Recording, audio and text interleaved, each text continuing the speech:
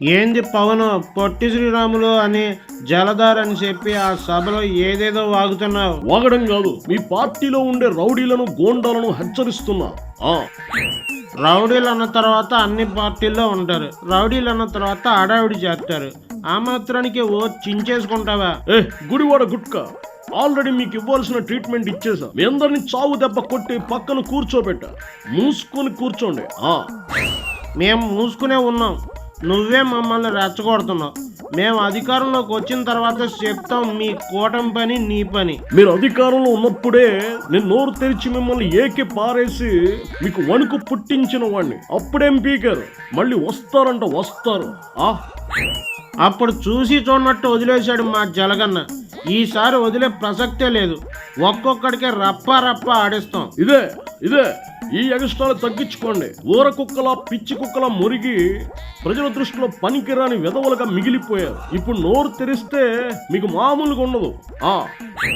మొన్న మీటింగ్లో కూడా ఏదో వాగుతున్నావు. ఏం చేస్తావు? అవును, తెరుస్తాం. మా రాజకీయం ఇట్టగే ఉండదు. రౌడీయిజం చేస్తాం, గోండాయిజం చేస్తాం, బెదిరిస్తాం.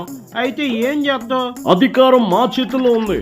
ఐఏఎస్లు, ఐపీఎస్లు, డిఎస్పీలు, రక్షణ వ్యవస్థ అంతా మా దగ్గర ఉంది. గుర్తు పెట్టుకోండి. ఉంటే రౌడీలు, గోండాలు, గంజాయి బ్యాచ్, బూత్ బ్యాచ్ మా దగ్గర ఉన్నారు.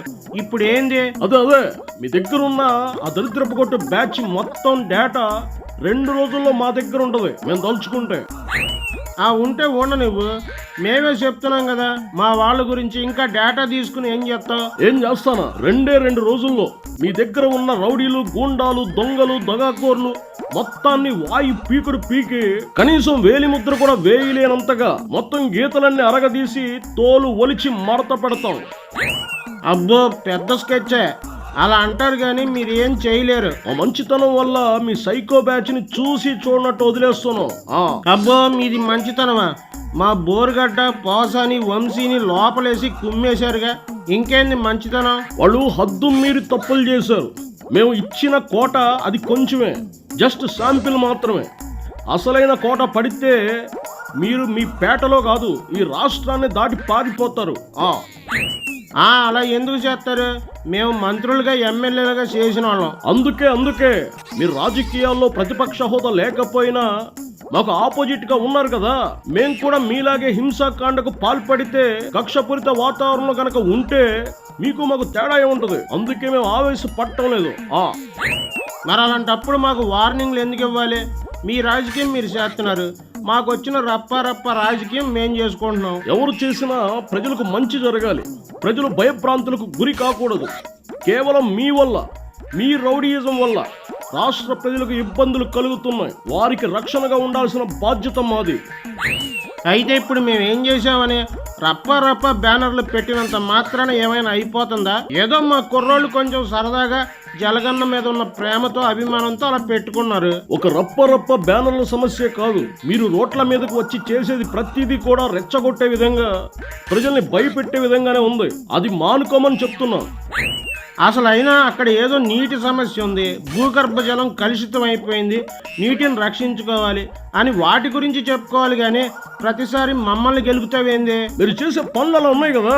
ఎక్కడ ప్రకృతికి ఇబ్బంది కలిగినా అందులో మీ పాత్ర ఉంటుంది కదా. అది నీరైనా, గాలైనా, కొండలైనా, కోనలైనా, తుప్పలైనా, ఏవైనా సరే మీరు వేటిని వదిలిపెట్టలేదు కదా. అన్నిట్లో వేలు పెట్టి దోచుకున్నారు కదా.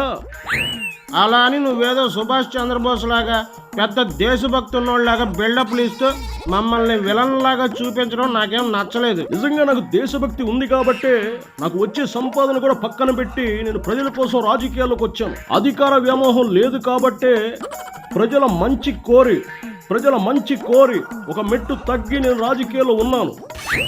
ప్యాకేజీ తీసుకుంటున్నావు, ఆ బాబుకి చెక్క భజన చేస్తున్నావు. ఇంకేంది, నీకు బాగానే నడుస్తుంది కదా.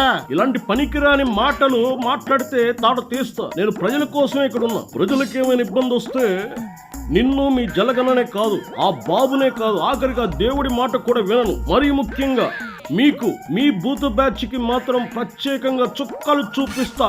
చుక్కలు. కబడ్దార్. జలగన్నయ్.